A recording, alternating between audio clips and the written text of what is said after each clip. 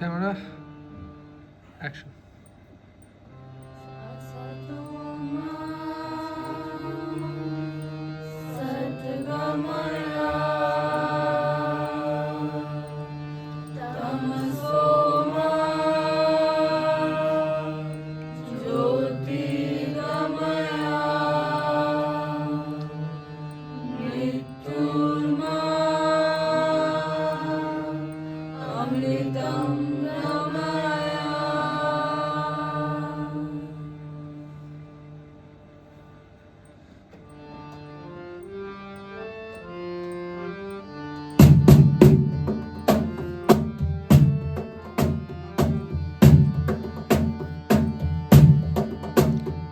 स्वागतं शुभ स्वागतं स्वागतं शुभ स्वागतं आनंद मंगल मंगलम आनंद मंगल मंगलम अत प्रिय भारत भारतम अत प्रिय भारत भारतम स्वागतं शुभ स्वागतं स्वागतं शुभ स्वागतं।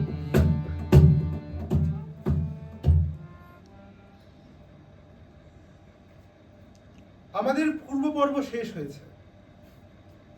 এবার আমরা যা যা শিখেছি তা অনুশীলন করব। মনে রাখতে হবে এটা আমাদের কাছে নতুন একটা পরীক্ষা, তাই এখানে ভুল করা উচিত নয়। প্রণাম মুনিবর। প্রণাম মুনিবর। বলো, কি উদ্দেশ্যে তোমাদের এখানে আগমন? আপনি নাট্যশাস্ত্র লেখার পর থেকে আমাদের মনে অনেক প্রশ্নের উদয় হয়েছে, তাই সেই প্রশ্নের উত্তরের জন্য আমরা সকলে আপনার কাছে এসেছি। বলো, তোমাদের মনে কি প্রশ্নের উদয় হয়েছে তা নির্দ্বিধায় আমার সামনে উত্থাপন করো। এই নাট্যশাস্ত্রের উৎপত্তিই কেন, আর এটাকে তৈরি হলোই বা কি করে? বাহ, খুব ভালো একটি প্রশ্ন। এই প্রশ্নটা শুধুমাত্র নাটকের জন্যই নয়, আমাদের জীবনের জন্য খুব গুরুত্বপূর্ণ। ত্রেতা যুগের পর থেকে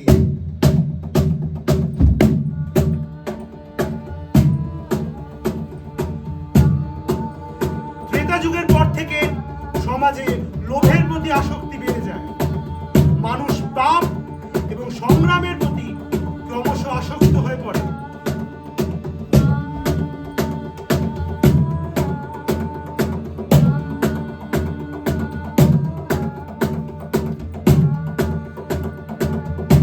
তখন দেবরাজ ইন্দ্র শরণাপন্ন হন ভগবান ব্রহ্মা। পৃথিবীতে পাপে ভরে গেছে, আপনি দয়া করে এমন একটি পথ আবিষ্কার করুন যেখানে দৃশ্যমানতা এবং শ্রবণ শক্তিকে কাজে লাগিয়ে মানুষকে অর্থ, ধর্ম এবং কাম মুখ্যের পথে নিয়ে যেতে পারে। তথাস্তু।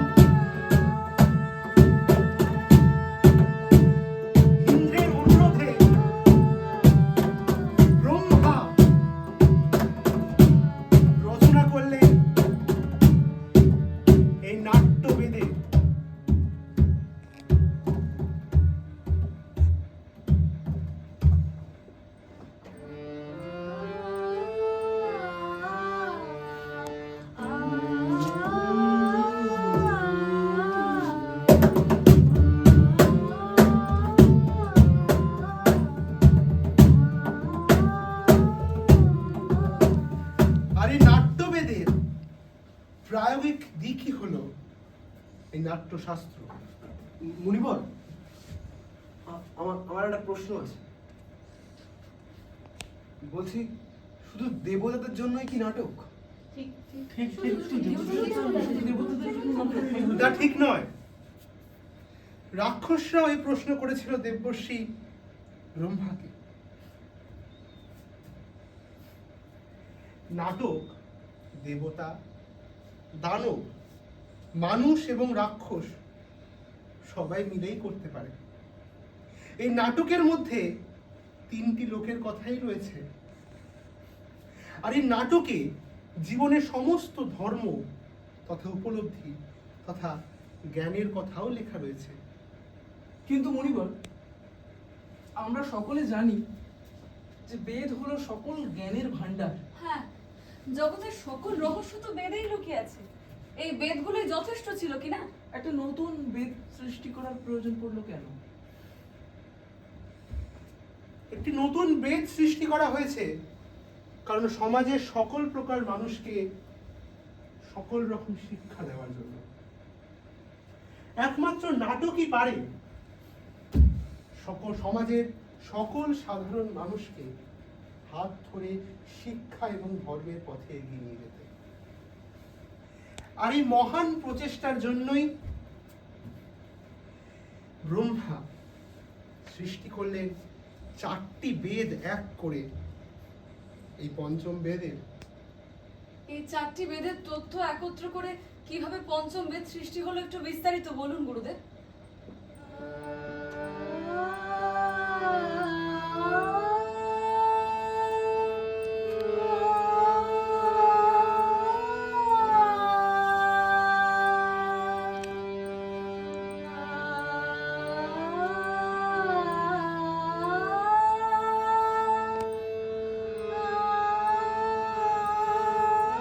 তোমরা সকলে সঙ্গীত শুনতে পাচ্ছ?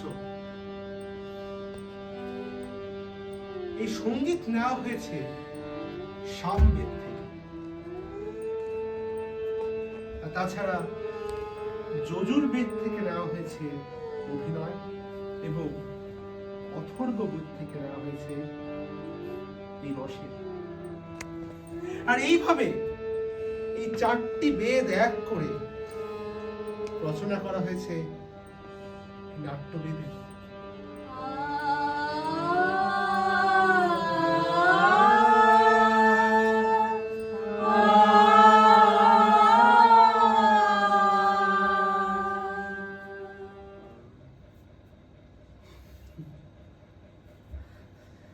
আচ্ছা গুরুদেব, এই যে নাট্যশাস্ত্রের মধ্যে যে সমস্ত রস, সমস্ত কিছু, এগুলো একটু বিস্তারিতভাবে বলুন।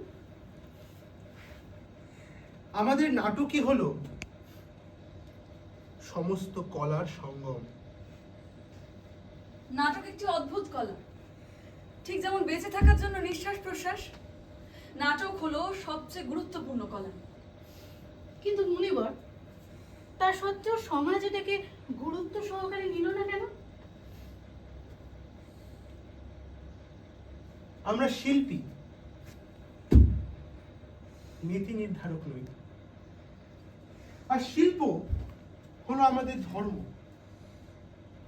এই শিল্প নিয়ে আমরা পরীক্ষা নিরীক্ষা করবই। আর এই কথা মনে রাখতে হবে, নাটক শুধুমাত্র একটা শিল্প নয়, নাটক হলো সমাজের আয়না। এই নাটকই একমাত্র পারে মানুষকে হাত ধরে মানবতার পথে, সত্যের পথে নিয়ে যেতে।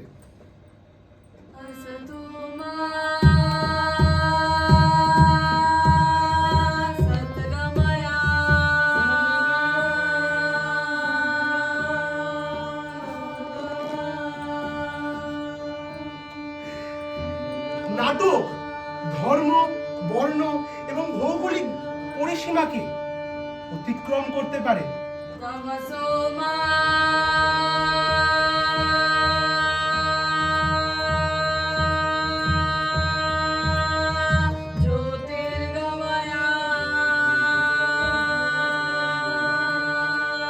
একমাত্র নাটকই পারে আমাদের সমাজের বৈষম্যকে দূর করে দিতে।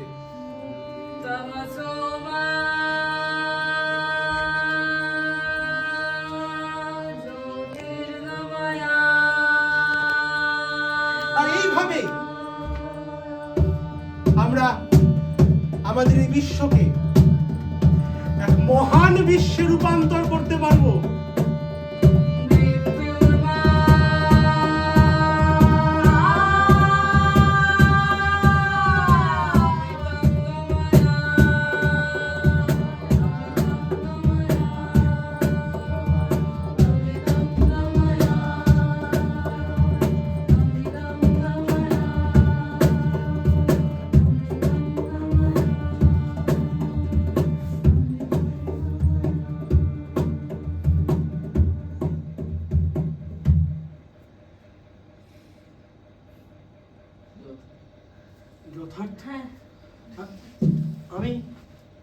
আমি এখন বুঝতে পারছি যে যে সমাজে শিল্পী থাকে না সেটা আসলে পশুদের সমাজ।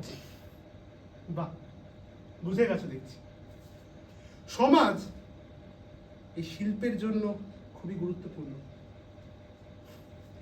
আর এই শিল্প এবং শিল্পীর জন্যই তাকে যথার্থ সম্মান প্রদান করার জন্যই সৃষ্টি করা হয়েছে এই পঞ্চম বেদের।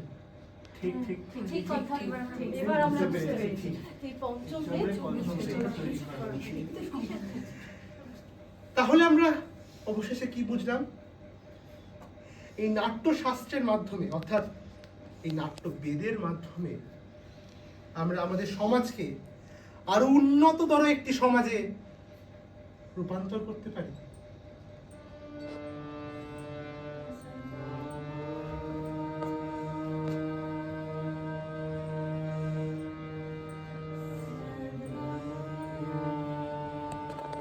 অসৎ থেকে সতের পথে যেতে হবে। অসৎ থেকে সতের পথে যেতে হবে।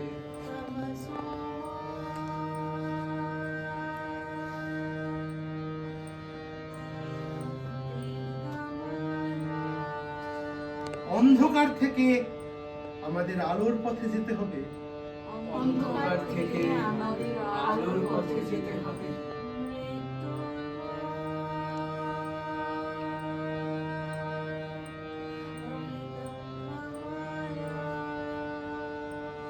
আমাদের মৃত্যু থেকে